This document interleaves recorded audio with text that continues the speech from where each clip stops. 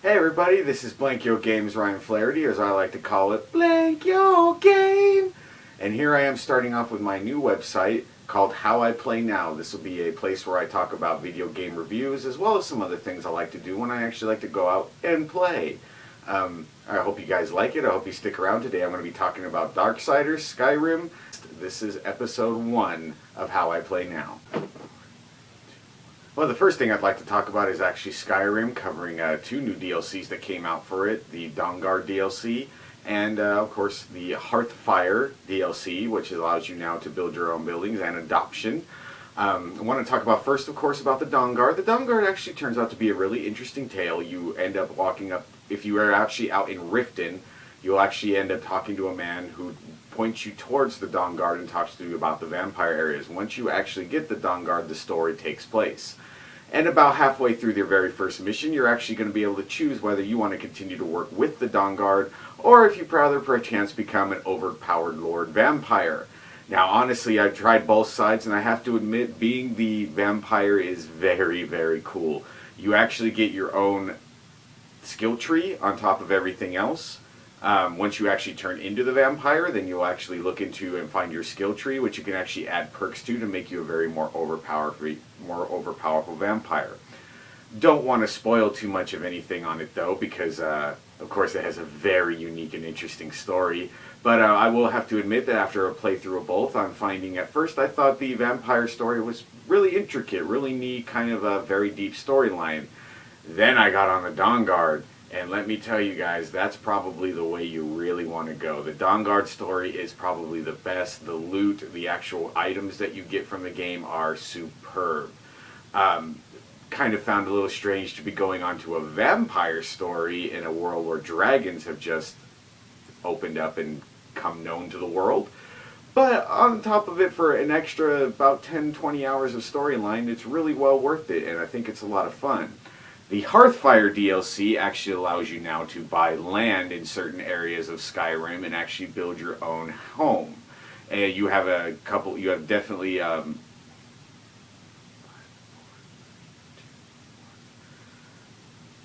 have a bit of a variation on how you can build your houses, at least when you get to the north, east, and west wings of your home. However, the house, when you actually set it up, it's pretty much going to be set in the same place all the time. It's not nearly as Minecrafty as it sounds. However, you will, of course, go to your workstation, you will make out the blueprints, and you will start building from there. You will have to go into town to get some of your building materials, but a couple of the other things like clay and stone are usually found readily available in the area. My impression on it, it was neat to actually be able to build my own world or build my own home, except I guess I thought about it being a bit more on the Minecrafty side, giving me a little bit more iteration of how I can build. Not so much, but if you guys want your own little area that you can actually have built and tailored to yourself, to the kind of character you have, this is the way to go. However, I will have to admit that I found that some of the houses you actually find in Skyrim are a little bit more interesting than these buildings you can get to build. So on that note, I would go ahead and say that, pick it up if you're interested in just having the extra DLC and something else to do. It is a strange premise to me because it's almost as if like you're retiring from the world of Skyrim just to build homes and start a family, but you might get some nice little perks out of it. I haven't completely got into the adoption area yet, so we'll find out. I haven't decided if I actually want children, though. Dragonborn adopting children. Doesn't sound right. Alright, the next game I want to talk to you guys about is Darksiders 2, which is, of course, the second sequel to the very first Darksiders. In 2, you actually play as Death. Trying to figure out exactly what went wrong and why is War being punished for the supposed coming of the end of days when it wasn't supposed to actually happen. This is my first time in the Darksiders area, so when I actually jumped in and started playing Darksiders, mind you, I've been looking at a lot of the advertisements and whatnot and thought this was going to be a very hellish and very dark game. Mind you, the most of my surprise is right in the beginning, and I'm going to very colorful, strange kind of worlds. It threw me off. It threw me off as far as my nostalgia of what I see death as, and what the end of days should look like. But, you know, I'll give myself some more time playing the game. The aesthetics or the gameplay of it are very strange as well. They're very mixed with Prince of Persia as far as you're moving around the environment, and fight styles of more close to God of War, where you're chaining in using different attacks and switching between different weapons that are more powerful on some characters and less powerful on others. I'm not really too intrigued with the game, I have to admit. Even storyline wise, it's very bizarre. For me, I think I have this ultimate culmination, especially after other games, of who Death is. And I understand that Darksiders is its own IP, but I'm not convinced that this guy's seeming like Death. He's Death trying to remake all the lives of humans. Very strange to me. Doesn't seem, but you know, maybe I need to get a little bit more into the storyline as well. The gameplay is passé at best. It's very much a Zelda clone with these abilities of scaling and jumping walls and, you know, power running across them, and these quick chain attack areas that are almost like combo moves. Not really sure if I'm sold on the game. Really not. I would suggest this one to be a renter for people if you've never played the Darksiders series. However, if you have played the Darksiders series, I'm not really sure what one was like, but I can tell this is very RPG-like, with action in it, and very Zelda clone-y, which means you have a lot of open worlds, kind of like an RPG setup, where you have an open world to move around and you just have to unlock things as you go and unlock new worlds as you go. I'm not sure if I want that from another game. However, you guys be the deciding makers on that. And one final game I would like you guys to talk to you guys about. This one became very near and dear to my heart ever since I picked it up, and that is Sleeping Dogs. Let me tell you guys, this game is absolutely worth it. It is an open world game where you're playing in Hong Kong. You're playing as Wei Shen, an undercover detective who has been working in the areas of LA. He's actually very well known in breaking all of the police codes and police rules to get what he needs to get done. And at the same time, I think he's struggling with an idea of these people that are in this triad are people he grew up with.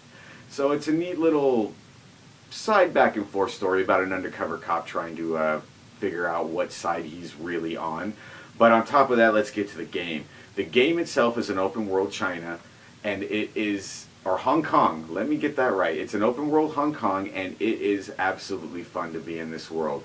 Fighting style, a lot of the time you're actually going to be fighting with your fists in the game, and that turns out to be kind of neat. Not nearly as fluidic as, say, something as Batman Arkham City was, but definitely a way that you can chain and do different maneuvers and counterattacks. Not so flowy, like I just said, but can actually be a whole lot of fun. Plus, you also have the ability to use your environment, and you can be able to take out somebody very quickly using something within the area just by hitting the B button when you get close to a highlighted aspect. Or you can run people over bridges, or you can just beat the living snot out of them. You can also pick up melee weapons and make it a lot quicker to get through a lot of these people, because let me tell you, when you get ganged up by about 7 or 8 people, it gets pretty hard to fight your way through. When you actually do finally get guns actually do feel kind of nice. They're not auto-lock as we would know most Rockstar games to be. However, the floating reticle does seem to work quite well and is able to get you on a target very fast. One of the other things I love is that you're able to enter this area almost known as bullet time. When you're actually jumping over a piece of cover, the whole world will slow down and you can actually start lining up and shooting your targets. Very, very fun. Driving in the world, you probably heard a lot of people saying that, of course, you're driving now on the left side of the road, and some people say that's difficult. I've even said that's difficult when I'm trying not to get any points taken away from me and actually drive like a sane person. But other than that, the game is just extremely fun, especially in the whole driving. Cars actually don't feel too bad. I may have heard some people complaining about cars. In my experience, I've actually had a very good time with the cars. They feel great. The fight and... You'll also be able to go off to different areas like the Market Street to be able to actually pick up foods that actually help regenerate your health or actually help you increase more damage in your fighting styles. You also have a lot of unlocks in the area, so when you're actually doing missions, you actually get police points. And police points are usually based on you doing anything right in the world and not causing any collateral damage in the world. Or you'll also get triad points, and triad points are accumulated when you're actually taking out the triad's enemies. When you accumulate a certain amount, you get to a level point, And after that level point, you're able to choose certain perks, and your perks can go anywhere between your fighting styles to improving your gun, gun abilities, and also improving your driving abilities. There's also hidden statues in the world that allow you to really upgrade and do different combat maneuvers and combos. So those are a great help and a great little kind of a fetch quest things in the area that you just happen to run across. They're really neat. The storyline is immensely great. Even some of the areas where they even split things into Cantonese, it makes you feel like you really are in Hong Kong and you really are working in this situation. It's a lot of fun, guys. The story is great. The voice acting is phenomenal. I really suggest, if you haven't picked this one up, to pick it up. It is a great story. And that is all from me. Sorry, guys, I know I mentioned 3 games and decided to throw in a 4th one on the end, but hey, that's how I roll. But I'll see you again, I would say another video in probably another 2 weeks from this point, and I hope you enjoyed it. Please leave me blogs, please leave me questions, let me know if anything you want me to review or anything you want me to do different. Tell me you love me, tell me you hate me, anything. Alright, guys? But that's it for episode 1 of How I Play Now, and we'll see y'all later. Bye.